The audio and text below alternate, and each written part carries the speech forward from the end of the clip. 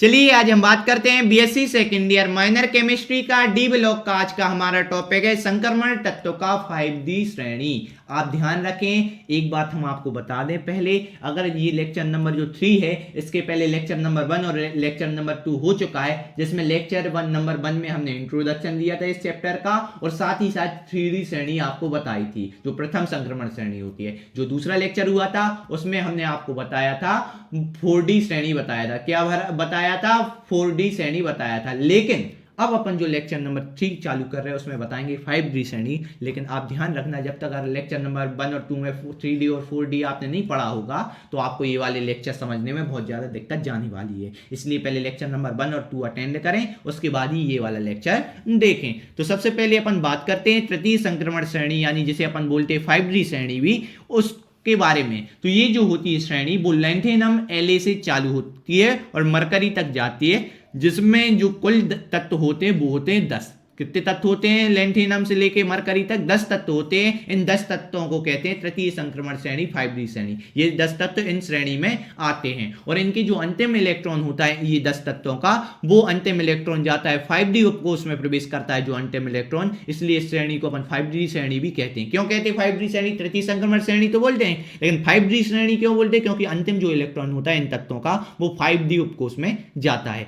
तो इसलिए इसको बोलते हैं। ठीक है ना। अब इसके जो 10 तत्व हैं वो यहां से चालू हो जाते हैं, LaHF ये सब चालू हो जाते हैं। तो इनके लिए याद करने का तरीका आपको बताइए। 10 तत्व का हमने देखो 3D के लिए भी बताई थी, 4D के लिए बताई थी, अब 5D के लिए बता रहे हैं कि ला हफ्ता, क्या ला हफ्ता W रे उस आयरन रोड से पिटाई होगी। मतलब जो हफ्ता मतलब है ना, हफ्ता दे रहा कि नहीं दे रहा, मतलब हफ्ता है ना, वसूली करते हैं ना, वसूली भाई जैसे वसूली करते हैं, तो वसूली कर रहे हैं और अगर तुमने पैसे नहीं दिए, ला माने एक व्यक्ति है W उससे हफ्ता मांग रहे, ला हफ्ता माने वसूली कर रहे, ला हफ्ता W रे, ला हफ्ता W रे, दे रहे हो कि नहीं ले रहे? हफ्ता दे रहे कि नहीं? नहीं तो हम उस आयरन रॉड से पिटाई होगी तेरी। मतलब जो आयरन रॉड में लोहे की छड़ होती है उससे पिटाई होगी तेरी। तो क्या ला मतलब La, हफ्ता HF TA हफ्ता, W रे, ला हफ्ता W रे उस ऐसे याद करना पड़ा, उस BM वाला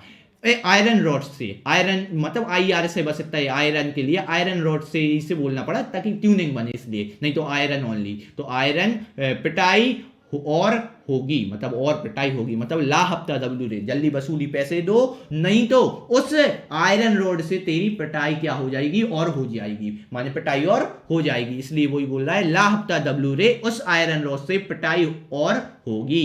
तो इसलिए ये हो गया याद करने का। अब इनके नाम क्या है तो इनके चर्चा करें। ला हफ्ता W रे, ला हफ्ता W रे, ला लैंथेनम, हफ्ता हेपनियम और TA टेंटेलम, फिर इसके बाद W tungsten, rhenium, osmium, iridium, platinum, gold और मरकरी। तो ये हमने याद करने का तरीका बता दिया कि ला हफ्ता W रे उस आयरन रॉड से पिटाई और होगी। ये वाला है आपके लिए क्या ट्रिक याद करने की। ठीक है ना।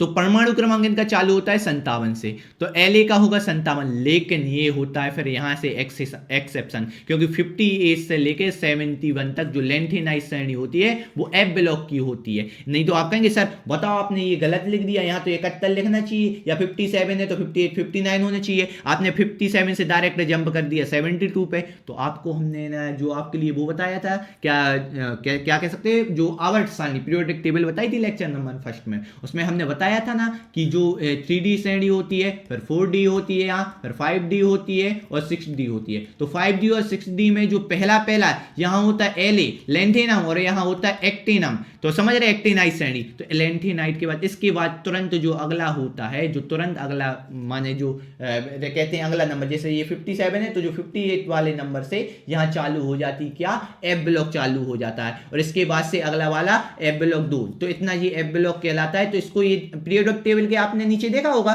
2 लाइनें बनी होती हैं, ये F ब्लॉक होती हैं। फिर उसके बाद तो फिर कहेंगे सर 58 के तो 57 क्या यहाँ फिर बीच में क्या होता है? फिर यहाँ 57 के बाद डायरेक्ट आ जाता है 72। क्या आ जाता है? डायरेक्ट 72 आ जाता है। इसलिए आपको ध्यान रखना है जो 57 तो लैंथेनम होगा, उसके बाद कुछ F ब्लॉक के तत्व होंगे, फिर 72 से फिर चालू हो जाएंगे। ठीक है ना। तो इसमें बस इतना याद करना है, इसको बस थोड़ा सा यहाँ एक्सेप्शन बदल जाता है कि 57 से डायरेक्ट जंप 72 पे हो जाता है डी ब्लॉक के लिए। इन जे 58 से लेके जो 71 गायब हैं वो होते लेंथेनाइट तत्व कहलाते हैं, जो एफ ब्लॉक के तत्व कहलाते हैं। उनको अपन इसी यूनिट में एफ ब्लॉक तत्व भी आपके सिलेबस में वो भी कराया जाएगा, लेकिन अभी थोड़ा सा डी ब्लॉक कंप्लीट कर लें, उसके बाद अपन एफ ब्लॉक चालू करेंगे तो तब पढ़ेंगे। तो बस ये याद रखना, इसे तो उसे लेंथेनाइट श्रेणी कहते हैं। 58 से चालू होती है, जो देखो लेंथेनम 57 तक खत्म हुई तो लेंथे यहां से लिया था लेंथेनाइट, ठीक है ना, तो लेंथेन यहां से लिया था, ठीक है ना। तो ध्यान रखना लेंथेनम तक तो 57 है, इसके बाद डायरेक्ट जंप होकर 72 पे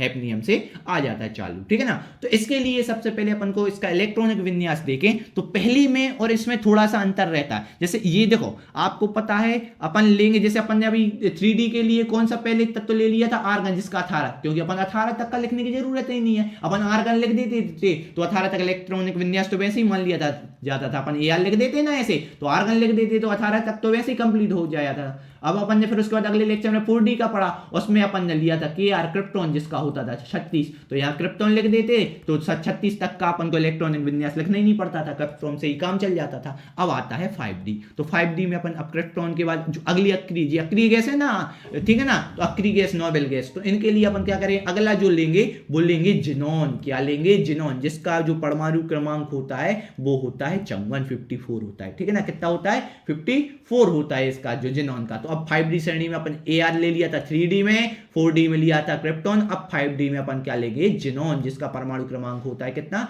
54। तो चलो ये सब है ना रब करें और अपन लेते हैं क्या, इलेक्ट्रॉनिक विन्यास बनाने के लिए जिनॉन। क्या लेंगे, जिनॉन लेंगे। तो ZXE से इसको प्रदर्शित करते हैं, जिसका परमाणु क्रमांक कितना होता है, 54। ये बात ध्यान रखें अपन, ठीक है ना।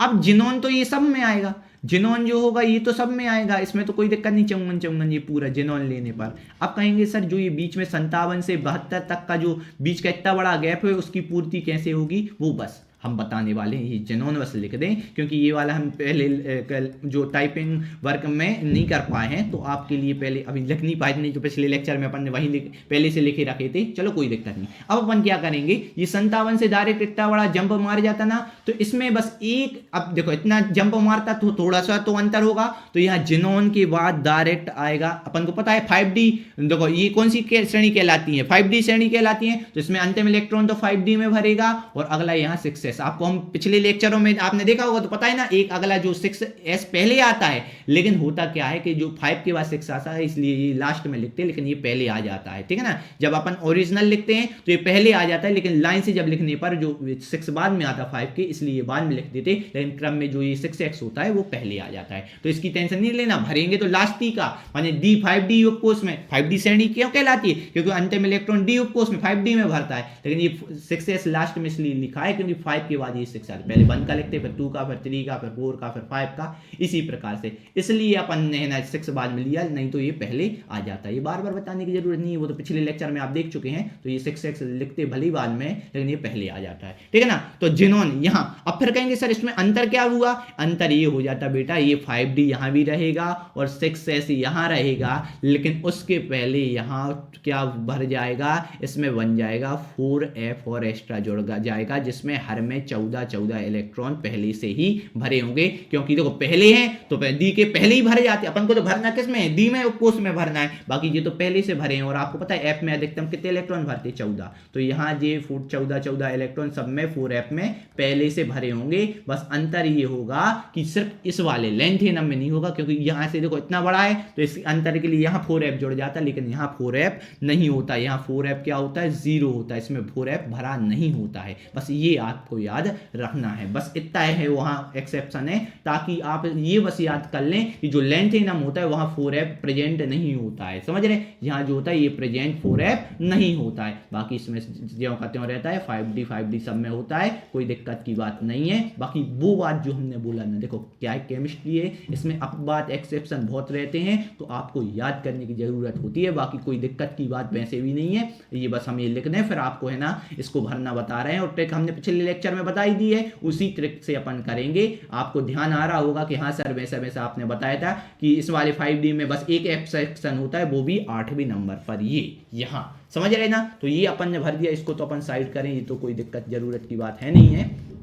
अब देखो सबसे पहले तो हम बात कर रहे हैं आप लोगों के लिए, यहाँ 4F 14 का बस नहीं भरेगा, क्योंकि जिन 57 से डायरेक्ट 72 पे जंप मारा है, तो इसलिए यहाँ 4F तो प्रेजेंट नहीं होता है, लेकिन बाकी यहाँ से जंप मारा तो 72 एकदम से आ गया, तो ये 4F भी एकदम से आ जाएगा, ठीक है ना। इसलिए ध्यान रखना, बस इतना याद रखना इसके लिए। अब देखो हमने तरीका बताया था, अपन को भरना डी ब्लॉक भरना है, तो उसमें आपको पता है डी में कितने अधिकतम इलेक्ट्रॉन भर सकते 10, और यहाँ तत्व भी 10 है, तो 10 तक गिनती लिखो, 1 2 3 4 5 6 7 8 9 और 10। और हमने आपको बताया था एक है ना टेबल बताई थी कि 3D में जो एक्सेप्शन होता है नंबर वो होता है 4 और 9, और इसके बाद 4D में बताया था पिछले लेक्चर में एक्सेप्शन 3 6 और 9, और इसमें 5D में केवल एक एक्सेप्शन होता है 8वां वाला बस। तो 8वां नंबर बस आपको याद रखना, ये वाला बस एक्सेप्शन का है, बाकी और कोई नहीं है। और ध्यान रखना, पिछला लेक्चर नहीं देखा होगा समझ में नहीं आएगा, इसलिए ध्यान रखना, पहले देख के जरूर आना। तो ये 8वां वाला, क्योंकि ट्रिक वहां हमने डिटेल से बताई है, तो ये 8वां अपन ने देखो 10 तत्व हैं,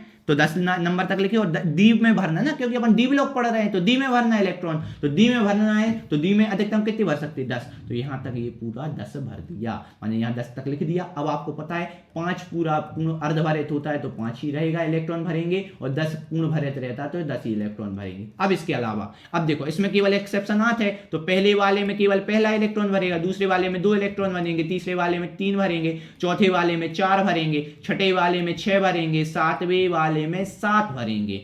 अब आया एक्सेप्शन 8वें वाला, 8वें वाले में एक्सेप्शन है, मतलब 8वां खुद का वो नहीं लेगा, 8वां खुद का नहीं लेगा, कहीं जैसे 7 में 7 ही इलेक्ट्रॉन भर रहे हैं ना, 7वें तत्व में 7 ही इलेक्ट्रॉन, ऐसे 8वें में 8 ही भरना चाहिए, लेकिन ये 8वां बस एक्सेप्शन है, इसलिए 8वां में 8वां ना, अब आज में एक्सेप्शन है तो 8 ही तो भरेंगे नहीं, तो वो कहेगा कि भरना तो है, तो अगले वाले से बात करेगा, 9वें से बात करेगा, तो 9वां कह रहा चल तू हमारा भर ले, तो ये अपन ने 9 भर दिए। अब 9वें वाले की बात बारी आई, अब ये 9 ने तो उसने पहले अपना वाला तो 9 पहले दे दिया, पहले को 8 को दे दिया, तो वो फिर अगले वाले से भीख मांगेगा, अगले वाले से बोलेगा भाई मैंने उसको दे दिए थे अब तुम हमें दे दो, तो 10 वाला कहेगा चलो ले लो, तो 10 वाला कहेगा लो चलो तुम 10 वाला भर लो, तो इनने 10 भर लिया, बाकी 10 तो पूर्ण भरे थे, वो तो स्टेबल रहता ही है, तो 10 भी 10 ही भरेगा। तो बस ये आ गया, पहला वाला पहला भरेगा, देखो दूसरा वाला 2 भरेगा, 3 तक यहाँ तो कोई दिक्कत नहीं जा रही, 4 भरे, चौथा वाला 4, 5वां वाला 5, 6वां वाला 6, 7वां वाला 7, और 8वां वाला बस एक्सेप्शन है, अगला वाला भरेगा तो 9, और यहाँ जो 9वां वाला 9 वाला अब इसको दे दिया था, तो अगला भरेगा 10, और 10 वाला 10 ही भरेगा, तो ये आ गया 10। अब ये भर गए दी ब्लॉक। अब कहेंगे सर ये एस तो बचा, बेचारों को दे दो दान में कुछ, तो चलो उनको भी दे रहे। देखो जेनॉन का कितना होता है 54, और डी ने एक कितना भरा, डी ने एक ने भरा, डी ने एक भरा बस इसमें, तो हो गए 55, कितने हो गए 54 और 1 55, तो बच और टोटल भरना है 57, तो 2 की और जरूरत है, तो यहाँ दे दिया 2। समझ में आ गया ना। तो जेनॉन का कितना होता है 54, ये बात ध्यान रखना, ठीक है, यहाँ लिख दिया कितना होता है 54, ठीक है क्लियर। और जेनॉन का फिर 14 है ना इसके, अब देखो इसमें 4F आ गया, क्योंकि जंप मारा था तो ये नया व्यक्ति आ गया 4F, तो इसका कितना है 14, तो जेनॉन का 54 और 4F का 14, तो कितना हो गया 68 और 2 कितने हो गए 70, और भरना कितना है 72, तो यहाँ आ गए 2। इसी प्रकार से 73 में ये हो गया, देखो 54 है जेनॉन का 54, इसके 14 कितने हो गए 68, और 68 में 3 जोड़ा तो 71, और टोटल भरना 73, तो यहाँ भर दिया 2। ऐसी 74 वाले भरना है, ये हो गए दोनों 68, देखो जेनॉन के बार बार बोलने की जरूरत नहीं है, जेनॉन के कितने 54 और एफ के ये 14, तो कितने हो गए 68 और 4 72, और टोटल भरना 74, तो यहाँ भी आ गया 2। कितना आ गया 2। अब यहाँ 75, ये हो गए थे 68 और 5 कितने हो गए अपने 73 हो गए, 73 में और भरना 75, तो यहाँ भी भर दिया 2। फिर आ गया 76, ये तो हो गए 68 और 6 कितने हो गए 68, और 6 हो गए अपने कितने 74, और भरना है 76, तो यहाँ भी भर दिया 2S में। फिर आ गया 77, तो जी हो गए 68 और 7 हो गए कितने 75, और भरना है 77, तो यहाँ भी कितना भर दिया 2। अब आ गया 78 में क्या हुआ, 78 में कुछ नहीं, 78 में कुछ नहीं करना है अपन को, यहाँ देखना दी में कितने, ये हो गए 68, कितने हो गए 68 और 9 कितने हो गए 68 और 9 हो गए कितने 77, और भरना है 78, तो यहाँ भरेगा 1, ठीक है। अब यहाँ देखो ये हो गए 68 और 10 हो गए 78, और यहाँ 79 भरना, तो 1 और भर दिया। फिर आ गया 80, तो यहाँ हो गए 68 और 10 कितने हो गए 78, और भरना है 2, तो यहाँ भर गए 2। क्लियर। तो इस प्रकार से अपन ने ये भर लिया, एक्सेप्शन यही इनमें देखने को मिलता है, तो इससे अपन ने आसानी से भर लिया, ठीक है। ये होते हैं एक्सेप्शन। अब बाद, बस ध्यान रखना है। और इस प्रकार से अपन ने भर लिया। ये ट्रिक को है ना दोबारा समझ लेना। और बस देखो भाई, बार बार कहने की जरूरत नहीं है, लेक्चर सीक्वेंस से देखोगे आपको पता है। देखो जब बेसिक आप पे बनेगा तब तो आगे उसको मन इंप्रूव करके समझ सकते हैं अपन, ठीक है ना। तो बेसिक कवर करने के लिए लेक्चर सीक्वेंस से देखना पड़ता है। तो पहला लेक्चर देख लिया, दूसरा ये, तीसरा देख लिया, और आने वाले लेक्चर में अपन कवर करते रहेंगे, ठीक है ना। तो फिर है ना मिले अगले लेक्चर में, तो मिलते हैं अगले लेक्चर में। तब तक के लिए थैंक यू, धन्यवाद।